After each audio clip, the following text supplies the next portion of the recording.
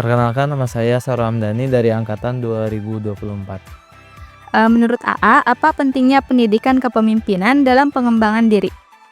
Untuk menurut saya sendiri ya, terkait kepemimpinan untuk pengembangan diri itu sangat wajib. Soalnya ketika kita berhadapan dengan sesuatu hal, misalnya kita dalam pekerjaan itu perlu adanya kepemimpinan. Seperti kita sekarang menjadi mahasiswa, ketika kita berada di kelas juga, terkadang kan situasi dan kondisi itu beda-beda ya. Jadi perlu adanya sikap sosok kepemimpinan yang ada pada diri kita sendiri seperti itu. Perkenalkan, di sini saya Raffi Andrea Saputra. Ceritakan pengalaman Anda dalam mengikuti kegiatan kepemimpinan nih. Apa yang Anda telah lalui di informatika ini? Yang saya telah lalui dari kegiatan kepemimpinan informatika ini yaitu seperti mungkin contoh kecilnya ketika saya belajar di rumah, mungkin itu kehendak saya sendiri seperti itu. Oke. Saya Sapinda Siulwan dari jurusan Informatika angkatan 2024. Setelah mengikuti pendidikan atau pelatihan kepemimpinan tersebut, apakah ngerasain peningkatan di kemampuan komunikasi nggak? Bisa jelasin nggak di situasi apa meningkatinnya itu? Kalau untuk peningkatan komunikasi sih yang paling signifikan ya dalam menurut diri saya itu kayak dari Eva. Misalkan ada rapat ikut kepanitiaan, saya ikut ke dalam eval tuh saya ikut ngomong aja gitu, ikut berbicara. Terus dalam waktu presentasi juga ikutlah, ada peningkatan lah dalam hal komunikasi. Perkenalkan, nama saya Wildan Rohim, saya berasal dari kelas A. Perkenalkan, saya Muhammad Fatir Maulana, saya juga dari kelas A. Apakah materi kepemimpinan yang diberikan relevan dalam mendukung pengembangan soft skill mahasiswa? Untuk materi kepemimpinan di mana nih, di himpunan atau gimana? Ya boleh.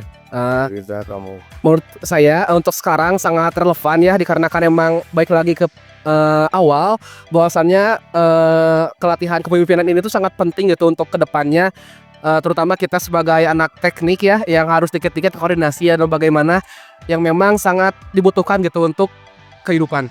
Lanjut ke pertanyaan 5 nih Teh. Bagaimana cara Teteh nyampain ide Teteh saat bekerja di dalam kelompok, dan bagaimana sikap Teteh ketika menerima pendapat dari orang lain gitu? Kalau cara teteh menyampaikan pendapat mah ya menyampaikan secara langsung gitu ya.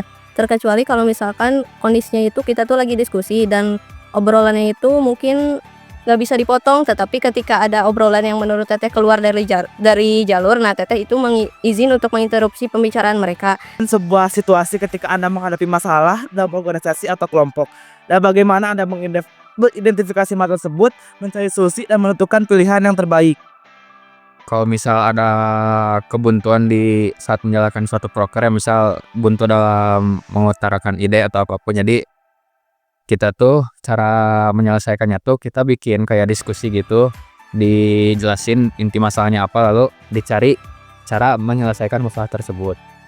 Saya Sipa Nurul Aziza dari jurusan Informatika angkatan 2024. Gimana cara Teteh nunjukin sikap tanggung jawab dan disiplin saat ngerjain tugas di kelompok gitu? Saat ngerjain tugas di Dalam kelompok, cara Teteh nunjukin rasa tanggung jawabnya gitu. rasa tanggung jawabnya ya kerjainlah apa yang ditugaskan kepada saya. Nah, dikerjain. Terus kalau misalnya ada anggota kelompok ya tugasnya itu saya bantu atau kami bantu sama-sama lah gitu. Dalam kegiatan kelompok, sejauh mana AA berperan aktif dalam menjalankan tugas dan bekerja sama dengan anggota lainnya? Pertama harus bisa menganalisis kelompok kita itu seperti apa kondisi dan situasinya. Kita harus bertanggung jawab terhadap tugas-tugas kita. Baik, Assalamualaikum warahmatullahi wabarakatuh. Perkenalkan, kami dari kelompok 6 mata kuliah Bahasa Indonesia dari kelas A dan B dari Prodi Informatika angkatan 2025.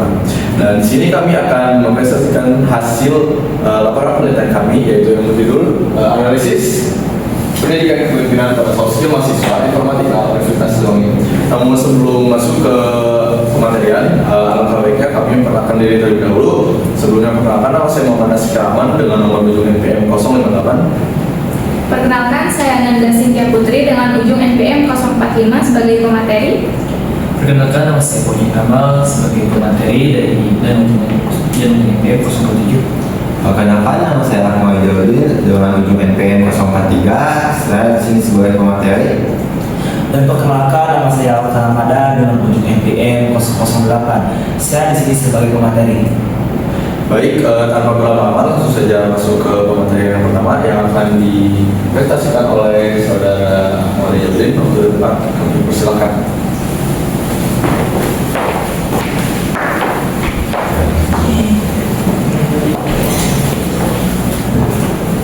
Nah, langsung saja yang pertama yaitu kita membahas bab 1 yaitu pendahuluan.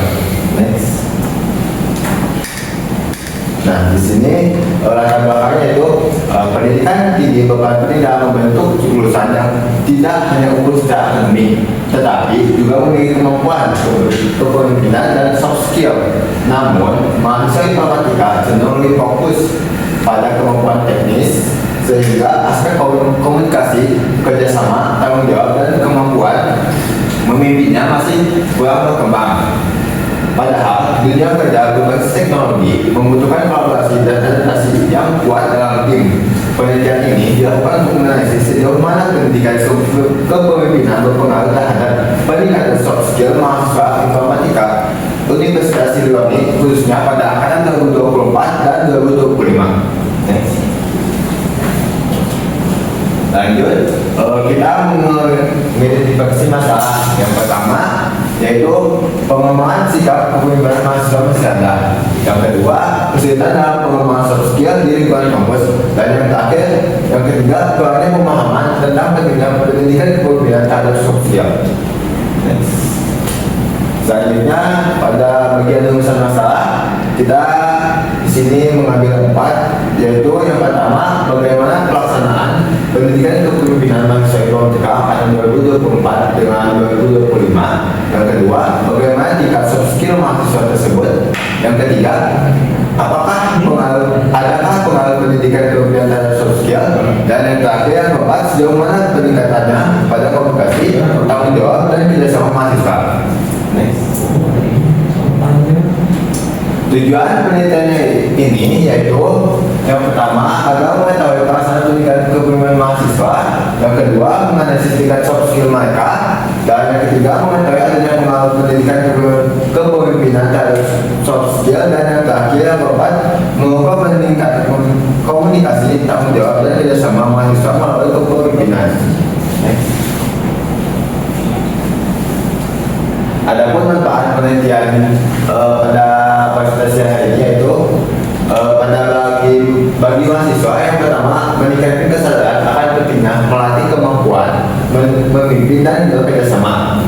Poin kedua yaitu membantu memahami soft skill yang berpengaruh besar dalam kehidupan akademik dan profesional. Yang kedua, bagi pihak kampus yaitu ada bahan evaluasi untuk meningkatkan pendidikan kepemimpinan, dan yang kedua yaitu menjadi acuan dalam penyusunan program pengembangan soft skill mahasiswa. Next. Mungkin cukup sekian dari saya pada bab 1 pendahuluan. Saya kembalikan kepada moderator. Oke, baik. Terima kasih kepada saudara Akmal Jaludin yang telah memaparkan poin materinya. Dilanjut ke poin selanjutnya, bab kedua yaitu tinjauan usaha kepada saudara Fauzi Haludin. Waktu depan saya persilahkan. Dilanjut dengan pembahasan bab 2 yaitu saya sendiri Boyan Kamal. Sini saya akan tentang bab 2 yaitu tentang tinjauan usaha. Bisa di next dulu. Di sini kita cari dulu apa itu latar belakang pendidikan kepemimpinan, yang mana program tinggi dan pendidikan kepemimpinan berkembang melalui organisasi mahasiswa, latihan, dan kerja kolaboratif. Yang dimana kepemimpinan adalah proses untuk orang lain. Lalu dalam pendidikannya, kepemimpinan tidak hanya fokus pada kemampuan mengatur, tapi juga membentuk karakter seperti tanggung jawab, integritas, empati, kemampuan mengambil keputusan, dan sebagainya. Dan ini diambil dari kutipan Nugroho dan kawan-kawan pada 2024. Dilanjut dengan konsep peer leadership, kepemimpinan teman sebaya, berpengaruh pada peningkatan partisipasi, komunikasi, empati, dan kerjasama mahasiswa. Nah, arti utama tentang pendidikan pemimpin itu ada bagian di sini bisa dilihat ada pemahaman proses kepemimpinan, pengalaman dalam kegiatan kepemimpinan, pengalaman kepemimpinan terhadap kemampuan komunikasi, relevansi materi dengan kepengembangan soft skill. Next.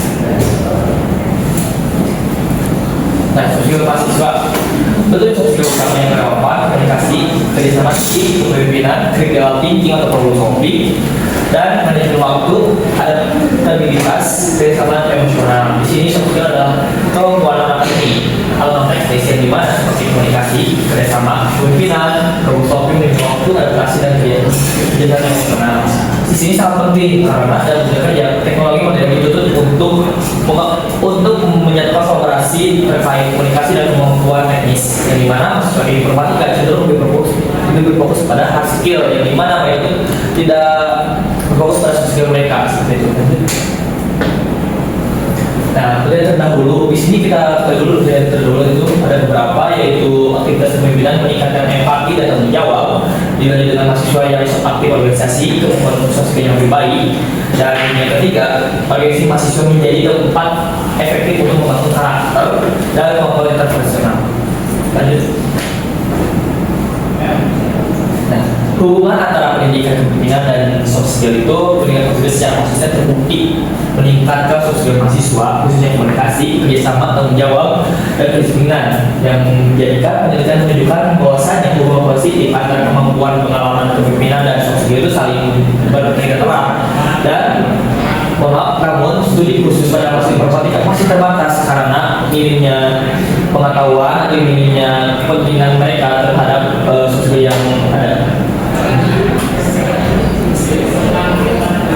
Ya, kita ulangi dulu kerangka pemikirannya, yang dimana fenomena yang dituntut untuk memiliki soft skill yang tinggi di dunia kerja dilanjut dengan permasalahannya soft skill dan dibandingkan dengan hard skill, dan lalu faktor yang mendukung kita pendidikan itu menjadi lebih baik kepemimpinannya, yaitu dengan cara melatih kepemimpinan, kedisiplinan, masuk organisasi dan sebagainya.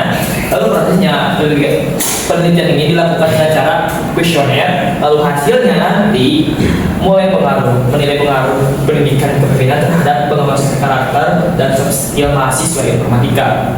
Next. Oke, mungkin sekian dari saya.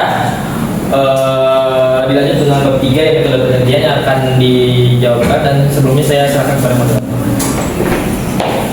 Baik, sebelumnya terima kasih kepada saudara Faudi yang telah memaparkan poin materinya. Lalu dilanjut ke poin selanjutnya, yaitu poin bab 3 metodologi penelitian yang akan dipaparkan oleh saudara Muhammad. Waktu dan tempat saya persilakan.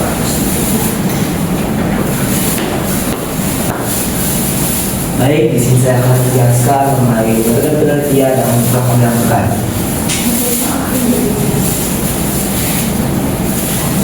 Nah, sini saya akan menjelaskan mengenai jenis dan pendekatan yang dilakukan. Pendekatan ini menggunakan pendekatan kuantitatif deskriptif, yang dimana menggunakan metode survei.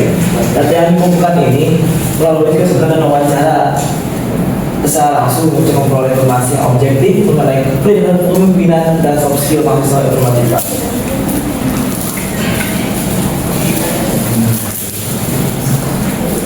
Nah, untuk subjek penelitian ini kami mengambil dari mahasiswa informatika Universitas Siliwangi dari angkatan 2024 atau 2025. Jumlah sampel dibutuhkan merangkap temuan dan persen dari total mahasiswa setiap angkatannya. Terus juga ada lokasi dan waktu penelitian.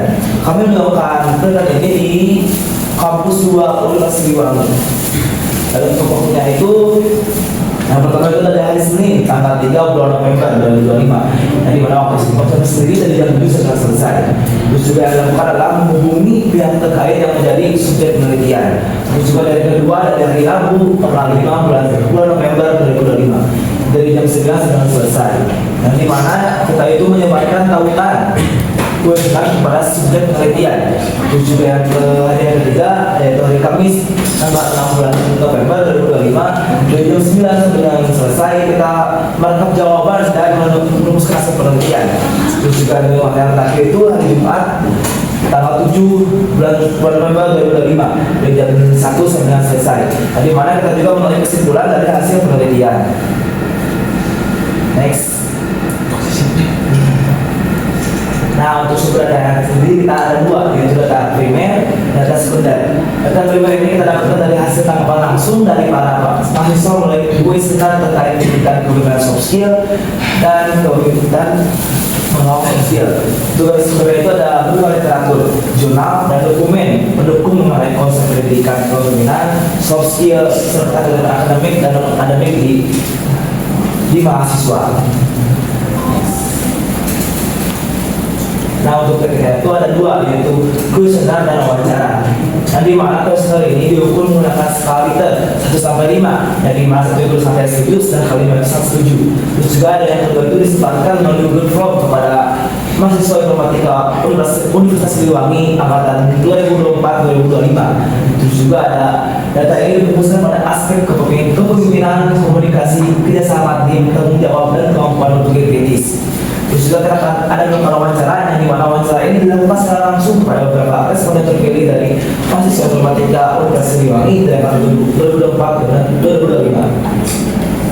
Untuk hasil wawancara ini dicatat dan direkam dengan persetujuan responden, kemudian ditulis kembali dalam bentuk tes untuk dianalisis lebih lanjut.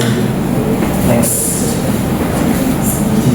Nah, untuk tes ceritanya untuk kuesioner sendiri kita berkonsep ini sebagai F, yang dimana berapa banyak responden menjawab setiap kategorinya. Untuk presentasi 80% atau F bagi N 10%. Terus untuk kata-kata ini kita menggambarkan keseluruhan umum. Juga untuk wawancara kita menuliskan hasil wawancara secara lengkap dari rekaman atau data lapangan. Terus juga ada menyederhanakan data yang relevan dengan fokus penelitian. Terus juga ada mengelompokkan jawaban berdasarkan tema atau pola tertentu yang muncul dari hasil wawancara. Next. Nah, di sini ada kisi instrumen penelitian. Nah, di mana di sini ada dua variabel. Yang pertama itu ada variabel X, dan yang kedua itu ada variabel Y. Yang pertama itu ada pemahaman konsep kepemimpinan. Terus juga ada pengalaman mengikuti kegiatan kepemimpinan dan pengaruh komunikasi dan komunikasi, dan yang terakhir adalah pengaruh kepemimpinan terhadap komunikasi. Nah, untuk variabel yang sendiri ada komunikasi, berpikir kritis, tanggung jawab disiplin, dan kerjasama tim. Nah, mungkin itu dari saya kembalikan kepada moderator. Terima kasih. Baik, terima kasih kepada saudara Ramadan yang telah memaparkan poin materinya. Dilanjut saja ke pemateri yang selanjutnya, yaitu bab 4 hasil dari pembahasan yang akan dipaparkan oleh saudari Nanda Sintia. Waktu 4 saya persilakan.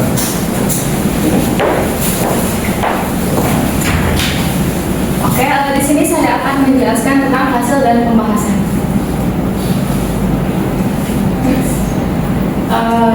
Kita jelaskan dari variabel X terlebih dahulu. Yang pertama ada pemahaman konsep kepemimpinan, yang dimana mayoritas responden memberikan penilaian tinggi, yaitu skor 4-5 yang menunjukkan kesepakatan kuat bahwa pendidikan kepemimpinan ini penting bagi pengembangan diri. Selanjutnya yang kedua ada pengalaman mengikuti kegiatan kepemimpinan. Nah, yang dimana pengalaman mahasiswa dalam kegiatan organisasi atau pelatihan kepemimpinan tergolong cukup tinggi, yang ditandai dengan dominasi skor 4 serta diikuti skor 3 dan 5. Next. Yang ketiga ada pengaruh pendidikan kepemimpinan terhadap komunikasi. Mayoritas responden memberi nilai tinggi, yaitu di atas 3,5, yang menunjukkan pendidikan kepemimpinan berpengaruh kuat dan positif terhadap peningkatan kemampuan komunikasi. Next. Dan yang keempat ada relevansi materi kepemimpinan. Nah, mayoritas nilai di atas 3,5 menunjukkan materi dianggap sesuai dan bermanfaat, sehingga program kepemimpinan dinilai mampu memenuhi kebutuhan peserta dan meningkatkan soft skills mereka. Selanjutnya untuk penelitian kuesionernya kita lanjut ke variabel Y. Yang pertama ada komunikasi, yang dimana mayoritas nilai ini di atas 3,7 yang menunjukkan kompetensi komunikasi responden ada pada kategori tinggi, baik dalam penyampaian gagasan maupun menerima perbedaan pandangan.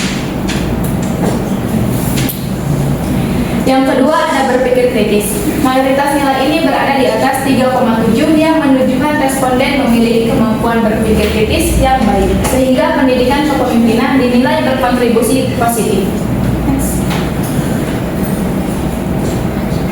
Yang ketiga bertanggung jawab dan disiplin. Mayoritas nilai ini berada di atas 4, yang menunjukkan responden memiliki tanggung jawab dan disiplin yang sangat baik dalam kerja kelompok. Dan yang keempat ada kerjasama tim, yang dimana mayoritas nilai ini terdiri di atas 4,0 yang menunjukkan responden memiliki keterlibatan dan kolaborasi yang sangat baik dalam kerja kelompok. Selanjutnya kita bahas di hasil penelitian wawancara. Yang pertama ada variabel X. Untuk variabel X nomor 1 yaitu pengalaman mengikuti kegiatan kepemimpinan. Nah, pengalaman kepemimpinan responden bervariasi dari posisi formal hingga non formal yang membantu mereka memahami dinamika kelompok, membangun kepercayaan diri, dan melatih kemampuan mengatur diri sendiri maupun orang lain. Yang kedua ada pemahaman konsep kepemimpinan. Responden menilai kepemimpinan yang sangat penting, tidak hanya untuk memimpin kelompok tetapi juga membentuk karakter, meningkatkan kedewasaan, disiplin, dan kemampuan berinteraksi sehingga menjadi bekal penting bagi pengembangan diri dan masa depan. Yang ketiga ada pengaruh pendidikan kepemimpinan terhadap komunikasi. Dampak paling dominan adalah peningkatan kemampuan komunikasi dengan responden menjadi lebih percaya diri, terbuka, dan mampu menyesuaikan diri dalam bentuk interaksi serta menyampaikan ide. Dan yang keempat, relevansi materi kepemimpinan. Responden sepakat kepemimpinan sangat relevan bagi mahasiswa, penting untuk koordinasi, kerjasama tim, pengambilan keputusan, dan persiapan menghadapi dunia profesional, serta meski implementasinya di kampus masih bisa ditingkatkan. Selanjutnya kita lanjut ke variabel Y. Yang pertama ada komunikasi. Responden cenderung menyampaikan ide dengan sopan, mendengarkan pendapat orang lain, menganalisis masalah, serta menghargai perbedaan dalam diskusi kelompok. Yang kedua ada berpikir kritis. Responden menyelesaikan masalah secara sistematis dan kolaboratif dengan identifikasi masalah, diskusi kelompok, musyawarah, dan mediasi untuk mengutamakan kerjasama dan keterbukaan. Yang ketiga ada bertanggung jawab dan disiplin. Responden menunjukkan tanggung jawab melalui komitmen menyelesaikan tugas tepat waktu, membantu teman, dan menjadi contoh baik bagi anggota kelompoknya. Dan yang keempat, kerja sama tim. Responden cenderung berperan aktif dalam kelompok, mengutamakan kepemimpinan partisipatif melalui koordinasi, motivasi, dan dukungan antar anggota. Selanjutnya kita lanjut ke pembahasan. Penelitian ini menunjukkan bahwa pendidikan kepemimpinan berpengaruh positif terhadap soft skill mahasiswa informatika Universitas Siliwangi. Mahasiswa memiliki pemahaman kepemimpinan yang baik, pengalaman organisasi yang beragam, serta menilai materi kepemimpinan yang relevan. Temuan ini konsisten dengan penelitian Nugroho dan kawan-kawan pada tahun 2024, Puluhalwa dan Korompot pada tahun 2025, Desa dan Sripilia pada tahun 2025, serta teori Yuki pada tahun 2005 yang menegaskan bahwa kepemimpinan memperkuat integritas, komunikasi, dan karakter mahasiswa. Seluruh aspek soft skill komunikasi, berpikir kritis, tanggung jawab, disiplin, dan kerjasama tim menunjukkan peningkatan yang signifikan. Hasil ini sejalan dengan penelitian Garcia dan kawan-kawan pada tahun 2020, Xiaoho dan Martins pada tahun 2022, Zir dan kawan-kawan tahun 2020, Amanda dan kawan-kawan 2025, serta Umur Khair 2020 yang menyatakan bahwa pendidikan kepemimpinan dan pengalaman kolaboratif efektif dalam membangun kemampuan interpersonal dan profesional mahasiswa. Baik, sekian materi yang dapat saya sampaikan. Saya kembalikan kepada moderator.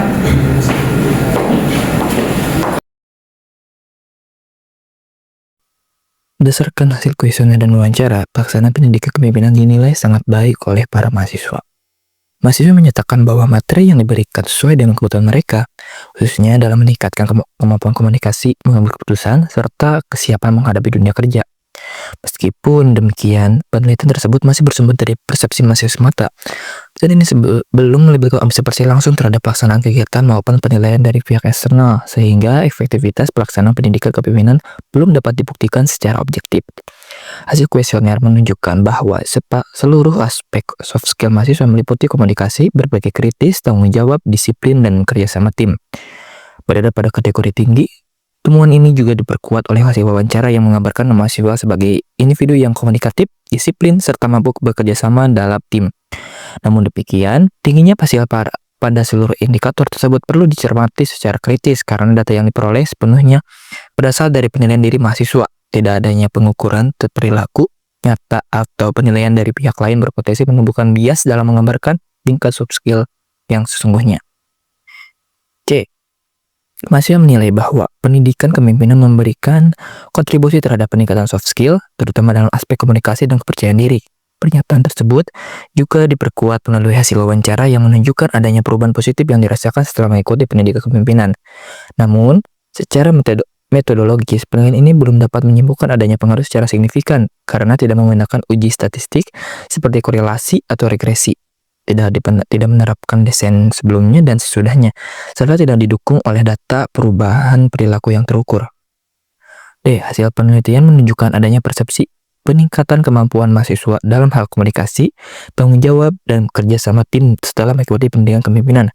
Akan tetapi, penelitian ini belum dapat menjelaskan secara pasti seberapa besar peningkatan tersebut terjadi. Hal ini disebabkan oleh tidak tersedianya data pembanding antara kondisi sebelum dan sesudah kegiatan, tidak adanya kelompok pembanding, serta belum digunakannya pengukuran perilaku secara langsung. Baik, terima kasih kepada Saudari Nanda Sintia Putri yang telah memaparkan poin materinya. Adapun kelima itu kesimpulan dan saran yang akan dipaparkan oleh saya sendiri.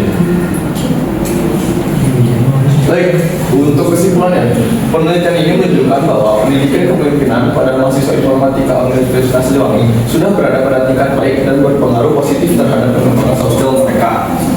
Mahasiswa tidak hanya memahami konsep kepemimpinan, tetapi juga merasakan peningkatan dalam komunikasi, tanggung jawab, berpikir kritis, dan kerjasama tim.